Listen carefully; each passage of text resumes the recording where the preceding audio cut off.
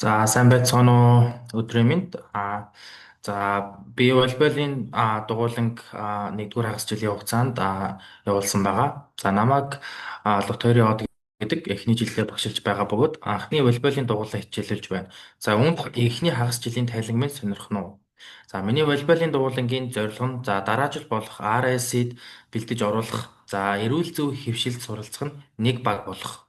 За зорилт нь ачааллаа сурсан байх, зөв техник сурах, эвслээ хөгжүүлэх баг хамт олон болсон байх.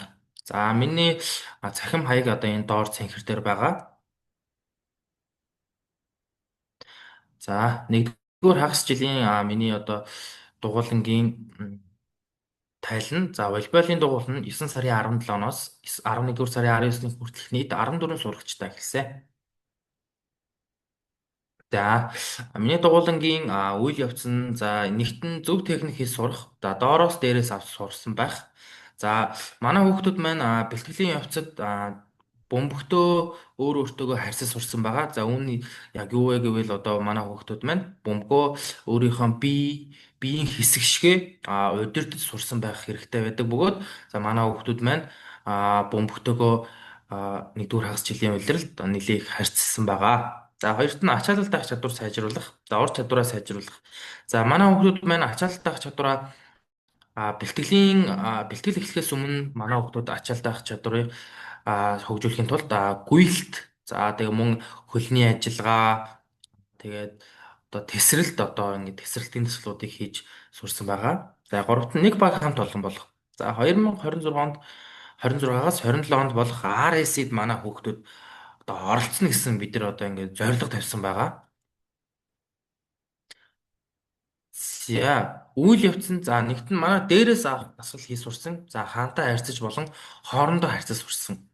За манай хүүхдүүд одоо миний өмнө ярьсан шиг манай хүүхдүүд бөмбөгийг одоо ингээд өөрийнхөө биеийн нэг хэсэг шигээ одоо мэдэрсэн байгаа тохиолдолд одоо манай хүүхдүүд මේ волейболыг гүн гүнзгий одоо ингээд сурах нь байна. За хоёрт нь хаантай харьцаж хоорондоо харьцаж багшийн дарсан бөмбөгийг хүлээж авч сурсан. За одоо ингээд чинь бэлтгэл дээр би одоо ингээд дарахад манай хүүхдүүд одоо миний дарсан бөмбөгийг одоо ингээд хүлээж авч сурсан байна. За энэ яг юунд хэрэгтэй вэ гэвэл одоо тоглолтод одоо ингээд хүмүүс одоо бөмбөг дарах, одоо хаях зүйлүүд их тохиолддог бөгөөд манай хүүхдүүд энэ бөмбөгний араас ингэж очиж одоо ингээд бөмбөгөө авах чадвар суралцсан байгаа.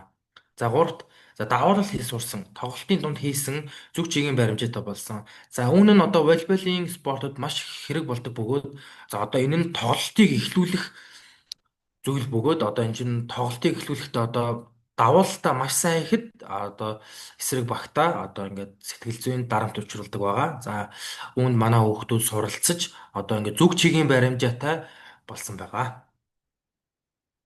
За үйл явц нь гуйлд, үсрэлт, хөлний ажиллагаа, шилжилт, ачааллын дасгалуудыг хийж сурсан байгаа. За бэлтгэлийн их нь манай хүүхдүүд эдгээр дасгалуудыг хийхэд маш их хүндрэлтэй байсан.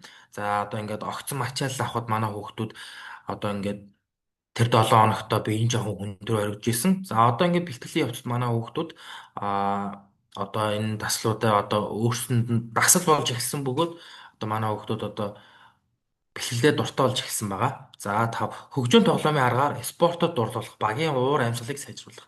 За өмнө нь одоо би тоглоомын аргаар хүүхдүүдээ одоо ингээд тухайн волейболын спортод дурлуулахын тулд за одоо жишээ нь шаараар тоглуулах. За шаараар тоглуулснаар манай хүүхдүүд одоо ингээд бөмбөгөө мэдрэх тал дээр одоо ингээд сайжирдаг бөгөөд манай хүүхдүүд одоо хэрв нэг нь л алдсан бол дахиж шаараар тоглох нь нэгдэг бөгөөд манай хүүхдүүд одоо шаараа унгаахгүй тулд одоо ингээд нэг баг хамт олон болж чадсан байгаа. За 6-т нь тоглолт хэлгэж баг болж сурах, нэгнээ ойлгох. За одоо ингээд манай хүүхдүүд 6 болоод хоёр талдаа тоглодог байгаа. За тоглохдоо манай хүүхдүүд одоо ингээд нэгнээ мэдрээд нэгнтэйгээ баг хамт олон болж тоглож сурсан байгаа. За 7. Бэлтгэлийн төгсгөлд багаараа ярилцах, бэлтгэлийн талаар асуух, зөвлөлдөх, сэтгэл ханамжийг асуух, сонголтын дасгал багийн ахлагч хэлгээд тараадаг. За сэтгэл санаа болон сэтгэл ханамжийн талаарх одоо ингээд ярьцлага аавна гэдэг нь одоо тухайн бэлтгэлийг одоо хүүхдүүд одоо хэр гоё болсон бэ, таалагдсан уу? Одоо ингээд багш нь одоо ингээд дараагийн бэлтгэл дээр ийм юм оруулвал яах вэ гэдэг үүднээс хүүхдүүдээсээ санал асуулга авдаг байгаа. Тэгээ санал асуулга авсны үүднээс багш нь одоо тэр тухайн хичээлийг бэлддэг байгаа. За бэлдсэний үүднээс манай хүүхдүүд маань дараагийн бэлтгэлдээ миний бэлдсэн хичээл дасгалын дасгалыг хийдэг байгаа. За манай бэлтгэл 7 хоногийн 3 дахь өдөр ордог бөгөөд 2 цагийн бэлтгэл ордог. За 1-р хагас жилийн турш нийт 20 цагийн бэлтгэл орсон бөгөөд за манай хүүхдүүд энэ хугацаанд одоо цагаа сайн баримтал сурсан байгаа. За цагаа сайн баримтал сурна гэдэг чинь манай хүүхдүүд за багийн спортоор хичээлнэ гэдэг чинь нэг баг хамт олон бол сурах, за цаг барьж сурах гэдэг чинь одоо спортыг маш том хүндлэл сурсан гэсэн үг. За бэлтгэлийн нийт 14 хүүхдийн эрсдэлтэй ордог бөгөөд энэ нь улирал дундаж эрсдэл нь 85-аас 100% эрсдэлтэй оролцжээ. За манай хүүхдүүд маань бэлтгэлдээ маш сайн идэвхтэй оролцдог бөгөөд манай хүүхдүүд огцом сайн сайжирч байгаа. Дүгнэлт нь за энэхүү бэлтгэлийн хугацаанд сурагчид волейболын үндсэн техник, бие балдрын чадварыг шат дараагаар эзэмшлээ. Бэлтгэлийн явцад дамжуулалт, довтлогоо гэсэн үндсэн техник суралцсан. Багийн уялдаа холбоо, харилцан ойлголцол нэмэгдсэн байна. За мөн хурд авахаал самбаа, тэсвэр хатуужил, зохион байгуулалттай тоглох чадрууд манай хүүхдүүдэд хөгжсөн байна. За баярлалаа.